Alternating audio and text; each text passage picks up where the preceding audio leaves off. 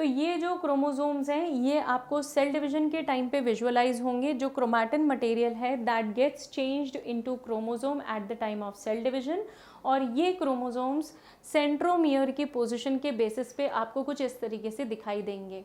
जो primary construction reason है हमारा वो सेंट्रोमियर भी कहलाता है, राइट। अगर ये सेंट्रोमियर सेल के बीचों बीच में होगा तो उसे हम मेटासेंट्रिक क्रोमोसोम बोलते हैं। भाई ऑलमोस्ट बीचों बीच समझ लीजिए, क्योंकि क्रोमोसोम में हम दो आर्म्स डिफाइन करते हैं। One arm is short arm, another arm is long arm. P arm जो है वो शॉर्ट आर्म होती है और क्यू आर्म जो है वो लॉन्ग आर्म होती है कंपैरेटिवली, राइट। यहाँ पर अगर आप देखेंगे तो जो सेंट्रियोल है वो ऑलमोस्ट सेंटर में आता है, बीच में आता है, इसीलिए इस टाइप के क्रोमोसोम को हम बोलते हैं metacentric chromosome. Okay, metacentric chromosome अगर मान लीजिए एक तरफ सेंट्रोमियर ज़्यादा शिफ्टेड हो, दूसरी तरफ कम हो, मतलब अगर पी आर्म बहुत छोटा हो गया, क्यू आर्म उसके कंपैरिजन में थोड़ा बड़ा है, सेंटर से डिविएटेड है सेंट्रियोल, ये सेंट्रियोल है और ये सेंटर पोजीशन से थोड़ा सा डिविएटेड है, इसीलिए अब हम इसे बोलेंगे सब मेटासेंट्रिक। मेटासेंट्रिक आप कब बोलेंगे? जब बिल्कुल सेंटर में हो। और सब मेटासेंट्रिक कब? जब एक आर्म की तरफ थोड़ा सा ज़्यादा हो और दूसरे आर्म की तरफ कंपैरेटिवली कम हो, राइट। अगर मान लीजिए एक आर्म बहुत बड़ी और एक आर्म बहुत छोटी हो तो उसे हम बोलते हैं एक्रोसेंट्रिक। लुक एट हियर, ये आर्म बहुत बड़ी है और ये आर्म कंपैरेटिवली छोटी हो गई। और अगर एक आर्म विजिबल ही नहीं हो तो उसे हम बोलते हैं telocentric. Telocentric type of chromosome का मतलब when one arm is completely absent. ये क्रोमोसोम्स जो हैं ये हमारे अंदर अवेलेबल नहीं होते, ह्यूमंस के अंदर टीलोसेंट्रिक क्रोमोसोम्स नहीं होते। हमें क्रोमोसोम का स्ट्रक्चर और भी अभी पढ़ना है, क्योंकि क्रोमोसोम के डिटेल्स हमें जानना इसलिए ज़रूरी है ताकि हम डीएनए के स्ट्रक्चर को भी समझ पाएँ, रिलेट कर पाएँ सेल डिवीजन की प्रोसेस से।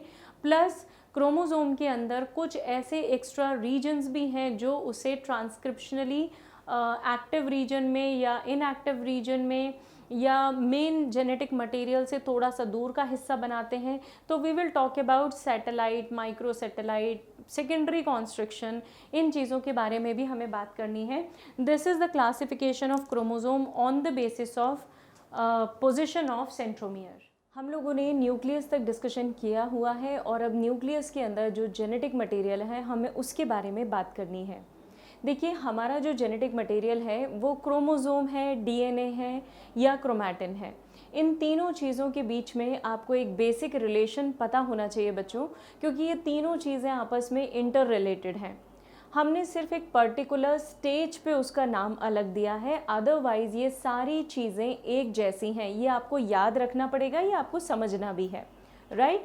तो जिस समय मेरा न्यूक्लियस डिवीजन स्टेट में नहीं है, जिस समय न्यूक्लियस डिवाइड नहीं कर रहा है, उस समय न्यूक्लियस के अंदर जो जेनेटिक मटेरियल हमने ड्रॉ किया था, जो जेनेटिक मटेरियल प्रेजेंट है, वो होता है क्रोमैटिन।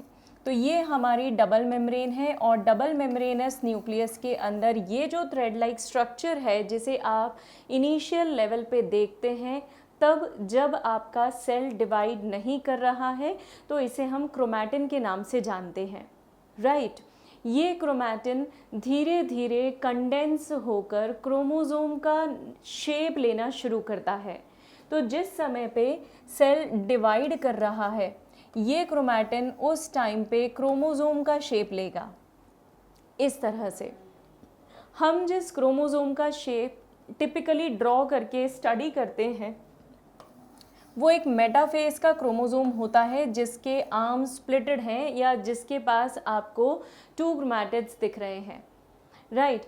अगर हमारे क्रोमोसोम की मैं बात करूं तो क्रोमोसोम एक कंडेंस स्ट्रक्चर है जिसे सेल डिवीजन के टाइम पर देखा जाता है और हमेशा विजिबल नहीं होगा, राइट। आपको यहाँ पे ध्यान रखना पड़ेगा बच्चों कि मेटाफेज, सेल डिवीजन का मेटाफेज वो स्टेज है जहाँ पर क्रोमोसोम के स्ट्रक्चर को आप बेस्ट स्टडी कर सकते हैं।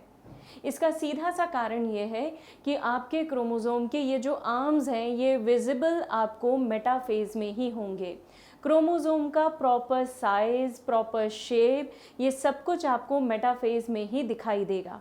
तो किसी भी सेल की मेटाफेज स्टेज में आप क्रोमोसोम के शेप को बहुत अच्छे से देख सकते हैं, राइट। ये पॉइंट याद रखिएगा, मेटाफेज का क्रोमोसोम आपको क्लियरली दिखाई देता है और हम स्टडीज़ के टाइम पे जिस क्रोमोसोम को देखते हैं वो मेटाफेज ही होता है, and this is what is metaphasic chromosome, right. हम आगे बढ़ते हैं, क्रोमोसोम की डिस्कवरी से शुरुआत करते हैं, क्योंकि क्रोमोसोम वो हिस्सा है जहाँ पे हमारे सेल का जेनेटिक मटेरियल प्रेजेंट है। मतलब ये अगर आर्म्स ऑफ क्रोमोसोम है तो इनके अंदर हमारा डीएनए प्रेजेंट है, और ये डीएनए जो है, this DNA is nothing but genetic material. इस डीएनए का भी एक छोटा सा यूनिट होता है, और आप जानते हैं उस छोटे से यूनिट को, मतलब अगर मैं इस डीएनए को इनलार्ज करके देखूं या इस डीएनए को एम्पलीफाई करके देखूं, तो यहाँ पर एक छोटी सी यूनिट मुझे दिखाई देगी which is called as gene. और जीन क्या है बच्चों? It is the unit of inheritance.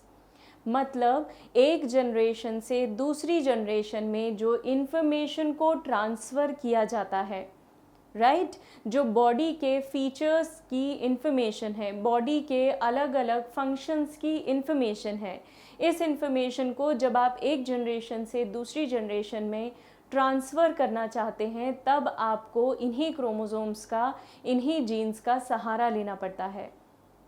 तो जीन्स क्या हो गया? जीन्स यूनिट ऑफ इनहेरिटेंस हो गया। हमारे बॉडी के ब्लूप्रिंट के फीचर्स, इन्फॉर्मेशंस, सभी कुछ किस में स्टोर होता है बच्चों? जीन्स में होता है, राइट।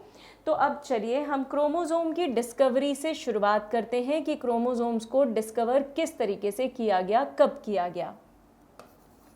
वॉल्टर फ्लेमिंग साइंटिस्ट का नाम आप यहाँ पे याद रखेंगे। वॉल्टर फ्लेमिंग ने सबसे पहले क्रोमोसोम्स को डिस्कवर किया था, और क्रोमोसोम ये टर्म वॉल्डेयर ने दी थी। So Waldeyer was the one who gave term chromosome, जिन्होंने क्रोमोसोम ये टर्म इंट्रोड्यूस की थी, राइट। हमारे सब्जेक्ट में मतलब बायोलॉजी में टर्म्स का इम्पोर्टेंस है, क्योंकि काफ़ी सारा मीनिंग टर्म में ही छुपा हुआ होता है बच्चों। इसीलिए हम यहाँ पे एक कंट्रीब्यूशन पढ़ते हैं। आपने किसी भी सब्जेक्ट में शायद ये चीज़ें कम पढ़ी हो या न भी पढ़ी हो कि ये टर्म किसने इंट्रोड्यूस किया था, राइट। लेकिन बायोलॉजी में आप पढ़ते हैं, और उसका सीधा सा कारण ये है कि यहाँ पे इन टर्म्स का एक स्पेसिफिक मीनिंग है, ओके। और उस मीनिंग से ही उनके फंक्शंस डिफाइन हो जाते हैं, हम उनके फंक्शंस के बारे में जान पाते हैं, और यही रीज़न है कि हम टर्म्स किसने कॉइन किए थे इसको बहुत इंपॉर्टेंस देते हैं, राइट। चलिए हम आगे बढ़ते हैं। कुछ बेसिक डाइज की मदद से आप क्रोमोसोम को हमेशा न्यूक्लियस में अच्छे से देख सकते हैं। जैसे बेसिक फस्टीन, ये एक डाई है which is commonly used to stain DNA. There is another dye which is called as acetocarmine. ये दोनों डाइज के नाम आपको नीट के पॉइंट ऑफ व्यू से याद रखने हैं। acetocarmine is the dye and basic fuchsine is the dye. ये दोनों डाइज यूज होती हैं in order to stain the chromosome. Let us now talk about the term chromosome.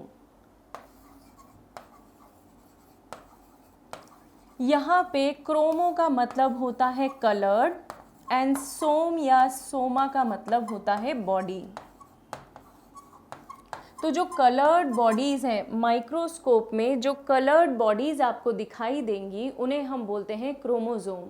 तो chromosomes are nothing but they are the coloured bodies, right. हम एक basic structure भी देख लेते हैं क्रोमोसोम का। अगर मैं क्रोमोसोम ड्रॉ करूं तो वो कुछ इस तरीके से आपके सामने ड्रॉ होकर आएगा। This is the arm of chromosome. Chromosome की आर्म में और कुछ भी नहीं प्रेजेंट है, सिर्फ और सिर्फ यहाँ पे क्या प्रेजेंट है? डीएनए।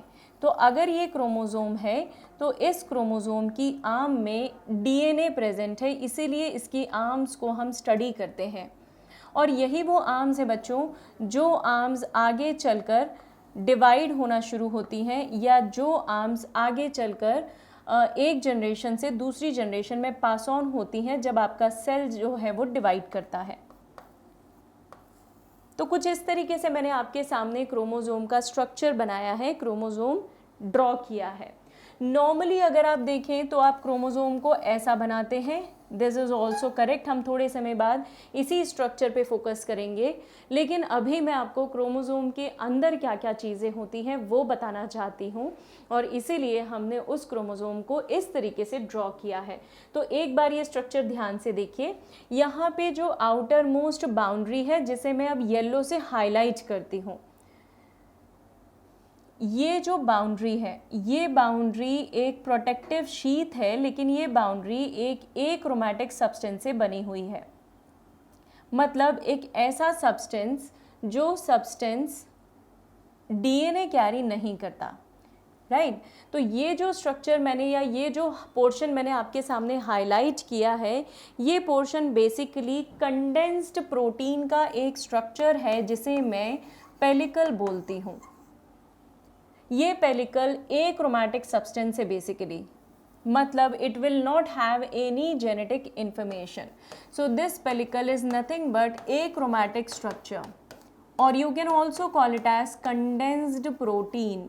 ये प्रोटीन है जिसकी ये पूरी मेम्ब्रेन बनी हुई है, और इस मेम्ब्रेन के अंदर, इस क्रोमोसोम की मेम्ब्रेन के अंदर मैट्रिक्स प्रेजेंट होगा।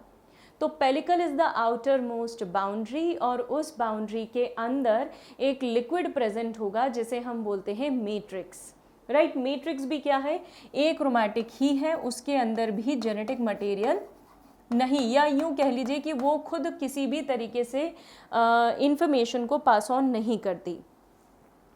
हमें जो यहाँ पे दिखाई दे रहा है, एक डिप्रेशन सा दिखाई दे रहा है, इस डिप्रेशन को हम वो हिस्सा बोलते हैं जहाँ पे आपका क्रोमोसोम पहली बार आपस में कंडेंस हुआ है। मतलब इस कंडेंस स्ट्रक्चर में भी बीच में एक कनेक्शन है, बीच में जहाँ पे एक धसाव बन रहा है उसे हम बोलते हैं प्राइमरी कॉन्स्ट्रिक्शन। तो जहाँ पे आपके क्रोमोसोम में डिप्रेशन आ रहा है उस हिस्से को हम बोलेंगे प्राइमरी कॉन्स्ट्रिक्शन। इसका अपना एक इम्पॉर्टेंस है, मैं बता रही हूँ आपको इसका इम्पॉर्टेंस क्या है। First of all, this is just primary constriction, वो हिस्सा जहाँ पर एक्सप्रेस्ड जीन प्रेजेंट है, इसी को हम सेंट्रोमियर भी बोलते हैं। इसी हिस्से को हम सेंट्रोमियर के नाम से भी जानते हैं। तो जहाँ पे आपके क्रोमोसोम में आपको एक बटन लाइक या नॉब लाइक स्ट्रक्चर दिखाई देगा, अगर मैं इसे सिंप्लीफाइड डायग्राम में शो करूँ तो ये जो बटन लाइक या नॉब लाइक स्ट्रक्चर आपको दिखाई दे रहा है, इसे हम बोलते हैं सेंट्रोमियर या primary constriction, right. Primary constriction वो हिस्सा है जहाँ पे ऐसा डीएनए प्रेजेंट होगा जो एक्सप्रेस्ड है, मतलब जो आगे चल के अपने आप को जीन्स के फॉर्म में शो करेगा और आपको कोई वैल्यूएबल इंफॉर्मेशन कोड करके देने वाला है, राइट। तो ये प्राइमरी कॉन्स्ट्रिक्शन का हिस्सा हो गया। प्राइमरी कॉन्स्ट्रिक्शन के हिस्से के आसपास कुछ प्लेट्स होती हैं, इन प्लेट्स से ही आगे चलकर हमारे स्पिंडल फाइबर्स अटैच होते हैं। ये स्पिंडल फाइबर्स हैं जो कि सेल के डिवीजन के टाइम पे क्रोमोसोम्स को खींचकर पुल करते हैं अपनी तरफ, या towards pole, rather I should say, जो पोल्स की तरफ क्रोमोसोम्स को खींचते हैं, पुल करते हैं at the time of cell division, right. तो क्रोमोसोम्स में जहाँ पे प्राइमरी कॉन्स्ट्रिक्शन आ रहा है वहाँ पे काइनेटोकोर है, और काइनेटोकोर वो हिस्सा है जहाँ पे स्पिंडल रेस कनेक्ट होती हैं या स्पिंडल फाइबर्स कनेक्ट होते हैं। ये स्पिंडल फाइबर्स क्रोमोसोम्स को पुल अपार्ट करेंगे at the time of cell division. क्योंकि हम सेल डिवीजन की प्रोसेस कैसे होती है इसकी बात करने ही वाले हैं, तो आज आपको मैं ब्रीफ में उन चीज़ों को रिलेट करके दे रही हूँ। We will talk about all these things और ये कैसे होती हैं in the next few videos, right. अभी फ़िलहाल के लिए हम यहाँ पे फोकस करते हैं। तो काइनेटोकोर वो प्लेट लाइक स्ट्रक्चर है जहाँ पर स्पिंडल फाइबर्स जो हैं वो अटैच होते हैं। So these are this plate is what is known as kinetochore. It's a plate like structure जो प्राइमरी कॉन्स्ट्रिक्शन के पास में डेवलप होता है। Is that clear? अब देखिए, अगर हम हमारे क्रोमोसोम्स के मूवमेंट की बात करें तो क्रोमोसोम्स खुद तो मूव नहीं हो सकते, लेकिन क्रोमोसोम्स को मूव करवाने के लिए वहाँ पे कुछ स्पेशल स्पिंडल रेज प्रेजेंट हैं या डेवलप होती हैं, और वो यहीं से डेवलप होती हैं, इसी काइनेटोकोर हिस्से से इमर्ज होती हैं। सेंट्रोमियर हमारे क्रोमोसोम को लगभग 2 आर्म्स में डिवाइड कर रहा है। ये एक आर्म है which is called as long arm of the chromosome, इसे हम Q से डिनोट करते हैं, और एक दूसरी आर्म है जिसे हम शॉर्ट आर्म बोलते हैं, जिसे हम P से डिनोट करते हैं। याद रखिएगा बच्चों, डिनोशन में हम यहाँ पे small p small q use कर रहे हैं। आप देख सकते हैं we are using small p and small q। तो P आर्म जो है वो पेटाइट है, स्मॉल है, छोटी आर्म है, इसे हम पेटाइट बोलते हैं। पेटाइट का मतलब स्मॉल होता है। So it's a small arm of the chromosome, it's a small arm of the chromosome, and that one is the bigger arm of the chromosome. जो ऊपर की आर्म है वो अलग है, वो थोड़ी सी लंबी है, और जो नीचे की आर्म है क्रोमोसोम की वो कंपैरेटिवली छोटी है। Is that okay? अब देखिए, कई सारे क्रोमोसोम्स में आपको सेकेंडरी कॉन्स्ट्रिक्शन भी दिखाई देता है। फॉर सपोज समवेयर हियर, मतलब अगर मैं क्रोमोसोम बनाऊं तो वो क्रोमोसोम में आपको प्राइमरी कॉन्स्ट्रिक्शन के अलावा आपको एक सेकेंडरी कॉन्स्ट्रिक्शन भी दिखाई देगा। सो दिस इज प्राइमरी कॉन्स्ट्रिक्शन, और यहाँ पे आपको सेकेंडरी कॉन्स्ट्रिक्शन भी दिखाई दे सकता है इस तरीके से। तो कुछ कुछ क्रोमोसोम्स में, वैसे मेजॉरिटी क्रोमोसोम्स में ये नहीं होता, लेकिन very few chromosomes can show you secondary constriction.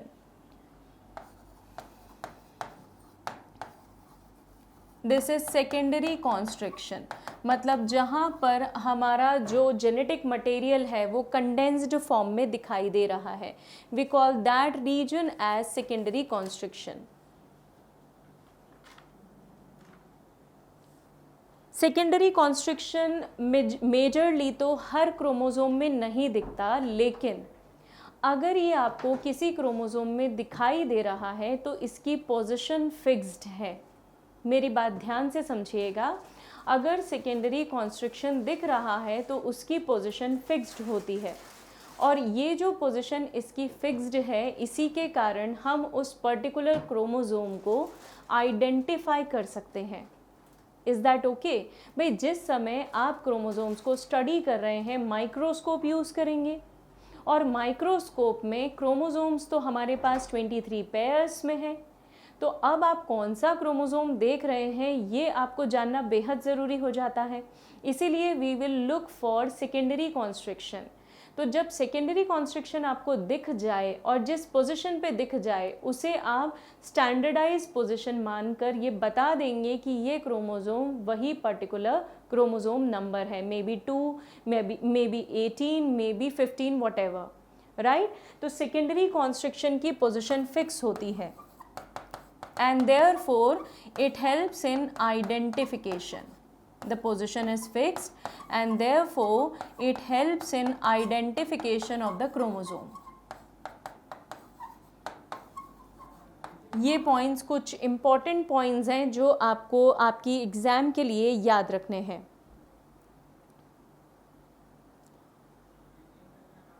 अब देखिए, हमारे क्रोमोसोम में बीच में जो सेंटर हिस्सा है, उस सेंटर हिस्से में कुछ जेनेटिक इन्फॉर्मेशन है जो मेन इम्पॉर्टेंट पार्ट है हमारे क्रोमोसोम का। तो ये जेनेटिक इन्फॉर्मेशन हमारे क्रोमोसोम के अंदर प्रेजेंट है, और ये जेनेटिक इन्फॉर्मेशन में बीड्स भी दिख सकते हैं। इनिशियली आपको इस तरीके से नॉब्स भी दिख सकते हैं, छोटे छोटे से बारीक बारीक बीड लाइक स्ट्रक्चर्स भी दिखाई दे सकते हैं। ये और कुछ भी नहीं है, हमारा कंडेंस्ड क्रोमैटिन फाइबर है, जिसे हमने अभी थोड़ी देर पहले न्यूक्लियस में बिखरा हुआ देखा था, स्कैटर्ड देखा था।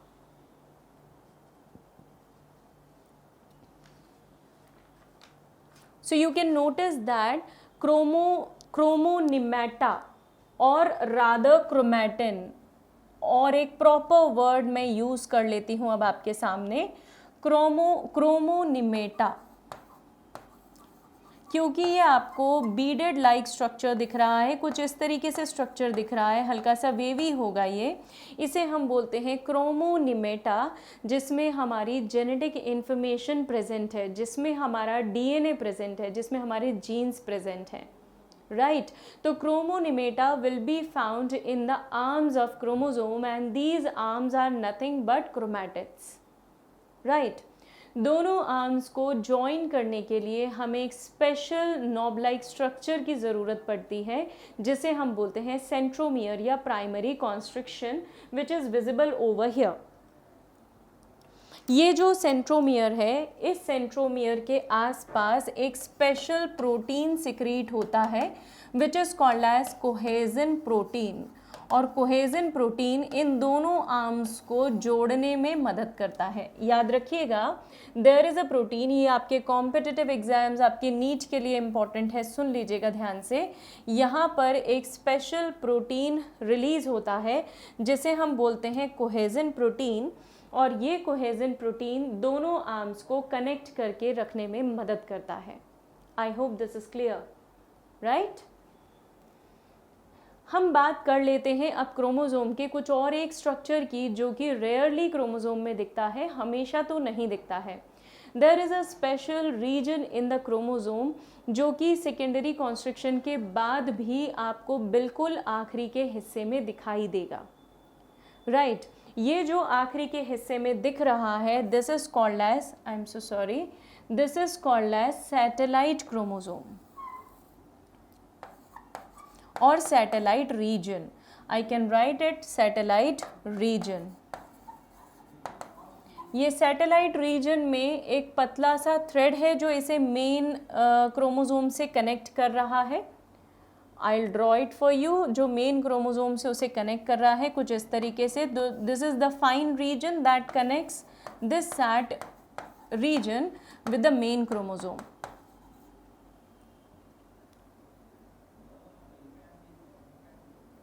सो it connects sat with main chromosome. बहुत इंपॉर्टेंट है ये सैटेलाइट रीजन भी या सैट रीजन भी। इस रीजन की अपनी स्पेशलिटी है जो हम बात करने वाले हैं। So it helps in connection with the main chromosome. I am so sorry.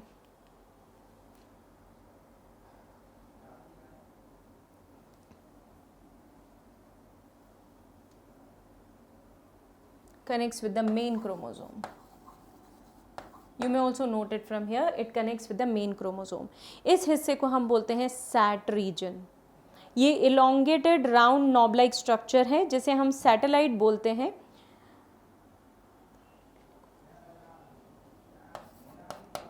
Which is sin acid thymonucleinico.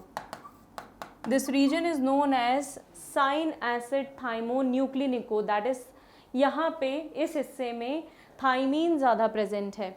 याद रखिएगा, हमारे क्रोमोसोम के ये अलग अलग हिस्से हैं जहाँ पर अलग अलग अलग अलग जो नाइट्रोजनस बेसेस हैं वो प्रेजेंट होती हैं। तो ये वो हिस्सा है जहाँ पर थाइमोन्यूक्लिनिको एसिड मिलेगा, साइन एसिड थाइमोन्यूक्लिनिको, which is basically thymonucleic acid. आप चाहें तो यहाँ पे ये और ऐड कर सकते हैं, it is nothing but thymonucleic acid. Either write it this way और सैट। हालांकि इसका फुल फॉर्म बेटा आपको नीट के लिए याद रखने की कोई ज़रूरत नहीं है, नीट में आपसे कोई भी इसका फुल फॉर्म नहीं पूछने वाला है। We only get questions related on sat chromosome and that too very rarely, बहुत कम पूछा जाता है। चलिए, अब हमारे क्रोमोसोम में और एक इम्पॉर्टेंट हिस्सा है जिसके बारे में हमें बात कर लेनी चाहिए। दोनों एक्सट्रीमिटीज़ जो हैं हमारे क्रोमोसोम्स की, उसे हम टीलोमियर बोलते हैं।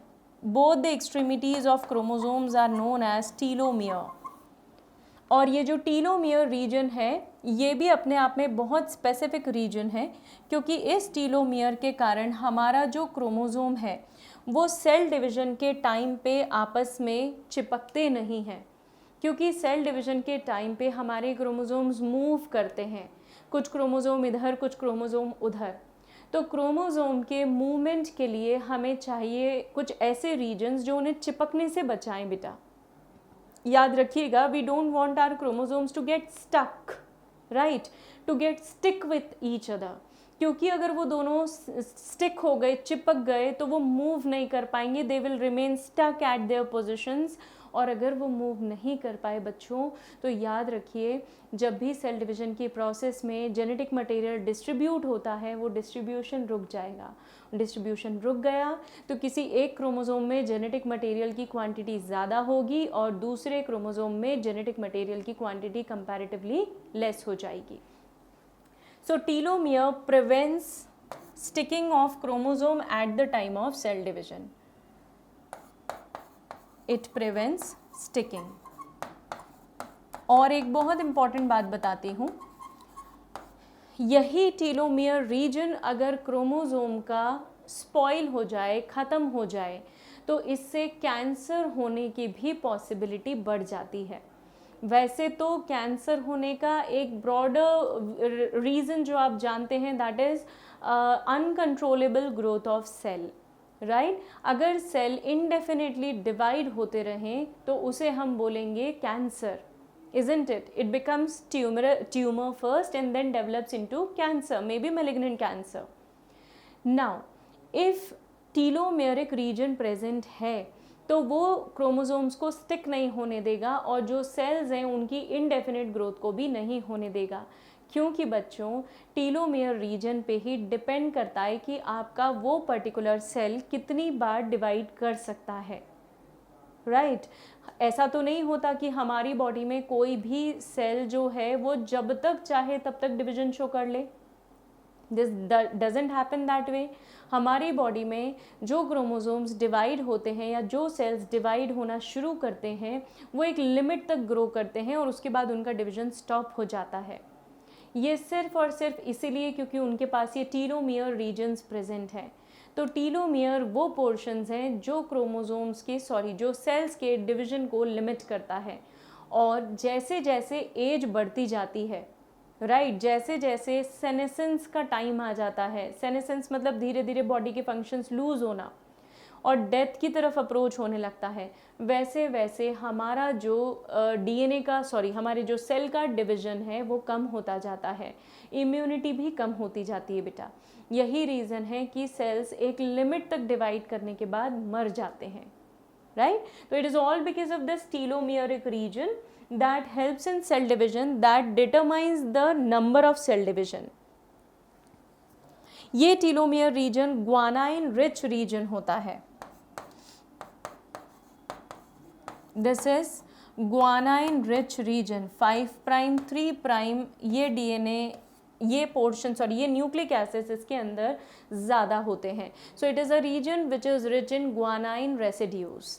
Okay, so this is all about chromosome, structure of chromosome which you need to remember, primary constriction, secondary constriction, क्रोमोनिमेटा याद रखना है आपको। क्रोमोनिमेटा मतलब वो जो बीडेड स्ट्रक्चर है क्रोमैटिन का, जिसमें बेसिकली कुछ नहीं, हमारे डीएनए के थ्रेड्स हैं और उसके साथ कुछ एसोसिएटेड प्रोटीन्स हैं, क्योंकि जब हम डीएनए को पैक करते हैं तो हम उसे न्यूक्लियस में इस तरीके से पैक करते हैं कि वो पूरा अकोमोडेट हो जाए, isn't it? अगर वो न्यूक्लियस में पूरी तरीके से फिट नहीं आता है तो अल्टीमेटली आपका डीएनए ओवरहैंग होगा या बाहर की तरफ रह जाएगा, which should not happen, right. तो इसीलिए डीएनए को पैक करने के लिए we take use of some special proteins which are histone proteins. We will talk about it. Histone proteins आप डीएनए पैकेजिंग जब पढ़ेंगे मॉलिक्यूलर बायोलॉजी में तब आप डिस्कस करेंगे, राइट। तो अभी हाल फिलहाल this is the structure of chromosome. Let us talk about different types of chromosome, उनके सेंट्रोमियर के पोजीशन के बेसिस पे। तो सबसे पहला क्रोमोसोम है मेरे पास मेटासेंट्रिक क्रोमोसोम। मेटासेंट्रिक क्रोमोसोम मतलब ऐसा क्रोमोसोम जिसका सेंट्रोमियर जो है वो सेंटर में लोकेटेड है, बीच में प्रेजेंट है। और क्योंकि ये क्रोमोसोम के सेंटर में लोकेटेड है इसलिए it takes the shape of V, right.